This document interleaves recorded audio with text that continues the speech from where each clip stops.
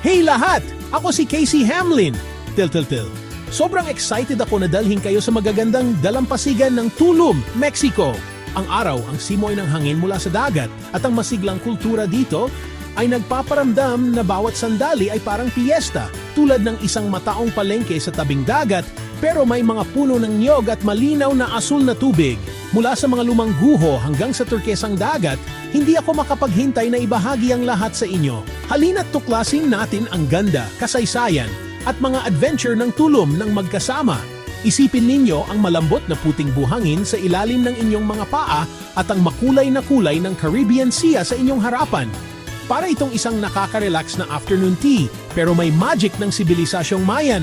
Kaya, ihanda ang inyong paboritong inumin at simulan natin ang di malilimutang paglalakbay na ito ng magkasama. Ang una nating pupuntahan ay ang kahanga-hangang mga guho ng Tulum. Dito nagtatagpo ang sinaunang kasaysayan at ang magandang baybayin ng Mexico. Habang papalapit tayo sa lugar, ang matatayog na gusali na nakatayo mula sa luntiang gubat ay nagbibigay sa atin ng pakiramdam na bumalik sa nakaraan. Ang Tulum ay nakatayo mismo sa ibabaw ng dagat Caribbean at yan ang nagpapatingkad dito. Ang turkesang tubig sa ibaba ay napakaganda kumpara sa mga sinaunang batong gusali na ginagawa itong isa sa pinakamagandang archaeological site sa mundo. Ang iconic na templo, ang El Castillo, na nakatayo sa gilid ng bangin, ay patunay sa karunungan at tibay ng sibilisasyong Mayan. Ang marilag na istrukturang ito ay dating parola at taga-pagtanggol para sa mga sinaunang mandaragat na naglalayag sa baybayin. Habang naglalakad ka sa mga sinaunang batong landas na ito, mararamdaman mo ang pulso ng kasaysayan at ang yapak ng mga taong nabuhay na may malalim na koneksyon sa kalikasan. Ang tunog ng mga alon at ang huni ng mga tropical na ibon, I'm 2.25, ay nagdaragdag sa misteryosong kapaligiran ng iyong pagbisita. Nakatayo sa isang mabatong tangway, ang Templo ng Diyos ng Hangin ay isang tahimik na lugar para magmuni-muni. Habang umiihip ang hangin ng dagat, Bray East Meteor Point is where any. Madaling isipin ang mga sinaunang pari na nakatingin sa abot tanaw. Binabasa ang direksyon ng hangin at sinasamba ang kapangyarihan ng kalikasan. Bawat bato dito ay may kwento.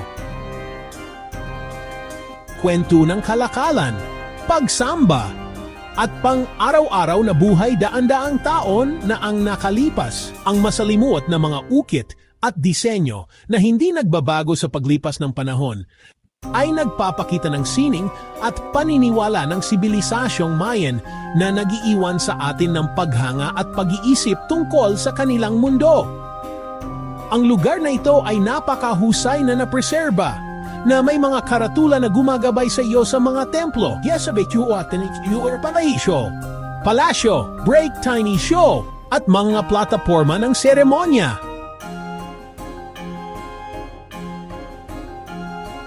Hey! Ang mga guided tour ay nagbibigay ng mga nakakaintriga na pananaw sa mga tradisyon, arkitektura, at pang-araw-araw na buhay ng sinaunang lungsod na ito. Ito ay parang isang buhay na museo, isang perpektong lugar para sa mga kapamilya at mahilig sa kasaysayan. Ang mga bata ay mamamangha sa mga sinaunang gusali, at ang mga matatanda ay malulububog sa mayamang kultura at nakamamanghang tanawin. Dito, mararamdaman mong maliit ka, ngunit madaling mamamangha sa pamana ng sibilisasyong Mayan. Ang kanilang mga nagawa sa arkitektura, astronomiya, Petras, Yesison of Isia, at signing Tongpuay patuloy na umaakit sa mga bisita mula sa buong mundo. Ang mga guho ng Tulum ay isang lugar na dapat bisitahin na pinagsasama ang kahanga-hangang tanawin at malalim na kasaysayan. Ikaw man ay isang adventurer, mahilig sa kasaysayan o isang taong nagpapahalaga sa kagandahan.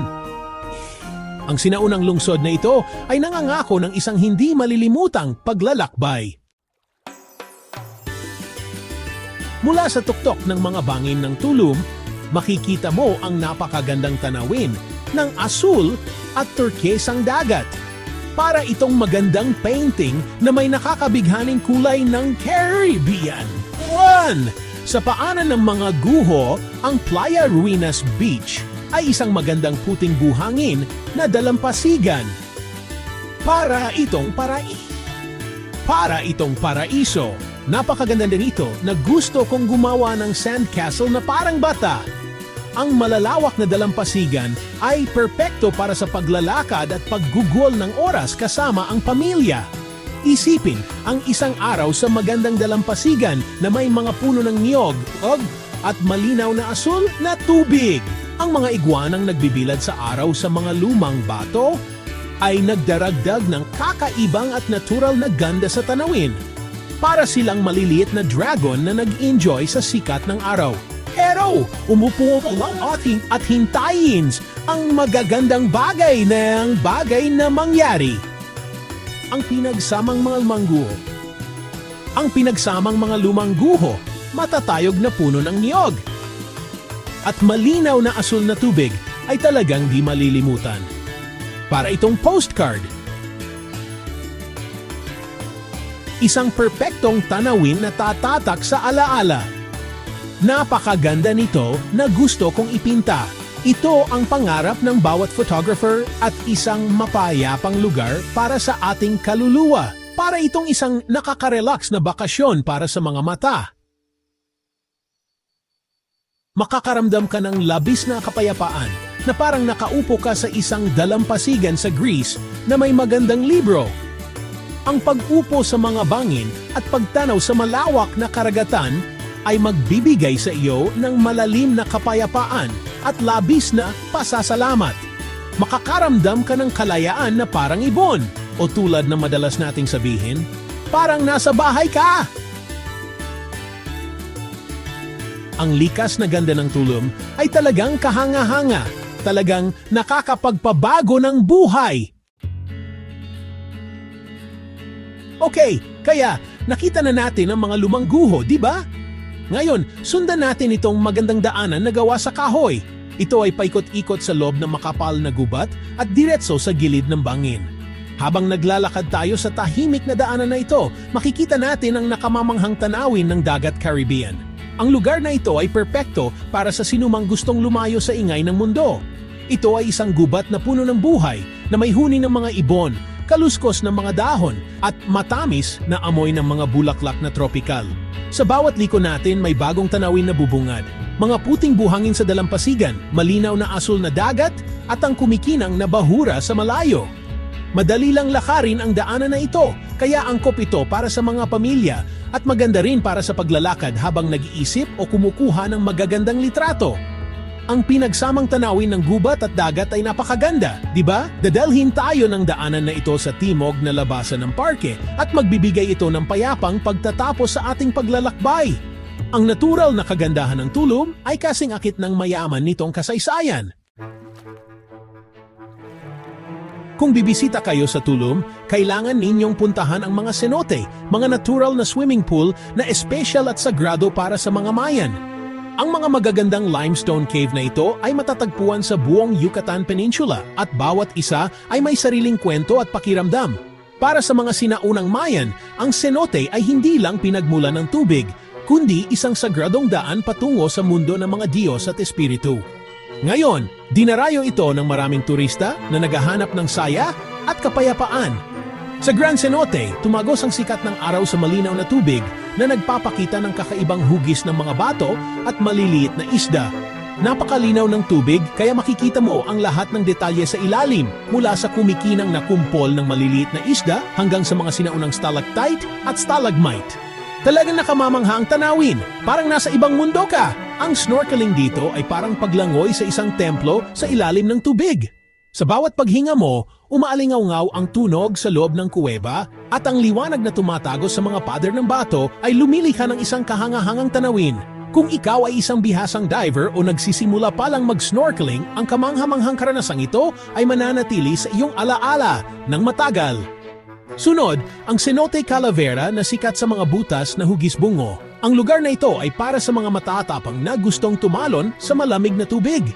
Ang tuwa ng pagtalon mula sa bilog na butas at ang lamig ng tubig sa ilalim ay ginagawang paborito itong lugar ng mga adventurer na mahilig sa hamon. Kung naghahanap kayo ng mas tahimik na lugar, ang Cenote Xochitl ay may bukas na kalangitan, malinaw na tubig at may zipline pa para sa buong pamilya. Ang lugar na ito ay perpekto para magpahinga, lumangoy o magpalamig lang habang pinapanood ang mga bata na naglalaro.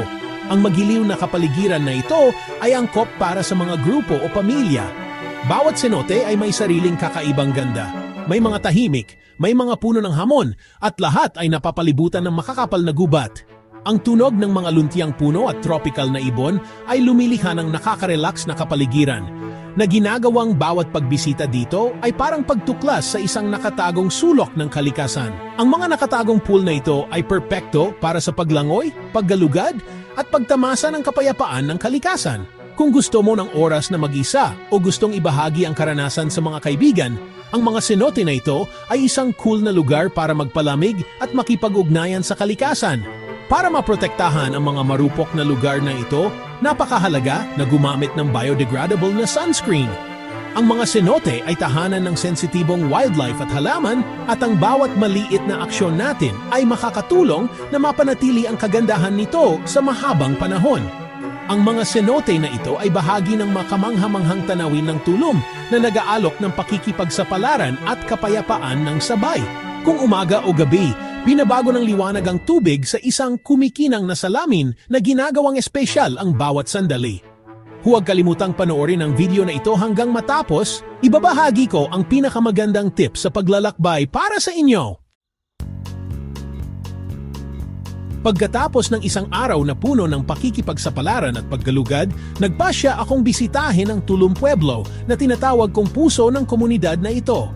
Ang Avenida Tulum ay laging masigla sa mga lokal at turista na naglalakad, at may mga makukulay na tindahan at masarap na street food stall sa bawat sulok.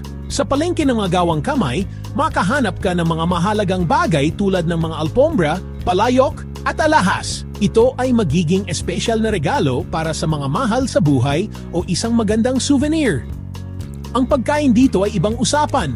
Ang mga lokal na pagkain tulad ng taco al pastor, sariwang fruit juices at cochinita pibil ay nagpapasaya sa lahat ng pandama, parang niluto ng lola mo ng may pagmamahal. Ang nakaka-relax na kapaligiran ng bayan, ang mga palakaibigang tao at ang diwa ng komunidad, lahat ng ito ay nagpapatunay na ang lugar na ito ay tunay na espesyal. Para itong isang magiliw at mainit na nayon. Ang mga bisikleta ay napaka-popular dito at ang buhay ay dahan-dahan at relax. Para itong isang maliit na bayan na may mainit na pagtanggap. Ang Tulum Pueblo ay nagdaragdag ng bagong dimensyon sa iyong paglalakbay, tinutulungan kang kumonekta sa mga tao at kultura sa paraisong ito. Ang tunay na puso ng Tulum ay ang mga taong naninirahan doon. Ang aking pakikipagsapalaran sa Tulum ay malapit nang matapos. Napakaraming magagandang alaala ang naipon ko dito. Lubos akong nagpapasalamat sa bawat sandali, bawat pagsikat ng araw, bawat bagong kaibigan at bawat alaala na nilikha ko dito. Mula sa pag-aaral ng kasaysayan sa mga guho ng Mayan, paglangoy sa mga nakatagong natural na pool sa gubat, hanggang sa pagre-relax sa puting buhangin ng dalampasigan, binigyan ako ng Tulum ng napakaraming kagandahan at pakikipagsapalaran.